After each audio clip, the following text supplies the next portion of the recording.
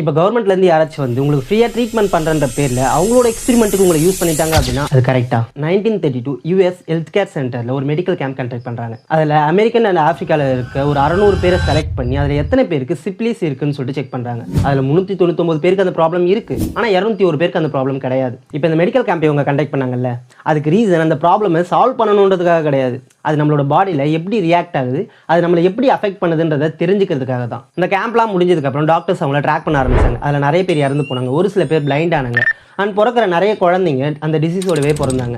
Even 1940 அந்த டிசீஸ்க்கான சொல்யூஷனை கண்டுபிடிச்சதுக்கு அப்புறமும் அந்த எக்ஸ்பெரிமெண்ட் கண்டினியூ ஆச்சு. அண்ட் 1972 தான் இந்த எக்ஸ்பெரிமெண்ட் நடந்துட்டு இருக்குன்றது நிறைய பேருக்கு தெரிஞ்சு இந்த எக்ஸ்பெரிமெண்ட்டை ஸ்டாப் பண்ணாங்க. இன்னைக்கும் ஹிஸ்ட்ரியில் இருக்கிறதுலேயே ஒன் ஆஃப் த அன்எத்திக்கல் எக்ஸ்பெரிமெண்ட்டாக இது இருக்கு. நாலேஜ்ன்றது ரொம்ப முக்கியமான விஷயம் தான், ஆனால் அதை விட முக்கியமானது மனுஷனோட உயிர். இவங்க நினச்சிருந்தா 1940 அந்த டிசீஸ்க்கான சொல்யூஷனை கண்டுபிடிச்ச உடனே அவங்களை குணப்படுத்திருக்க முடியும்.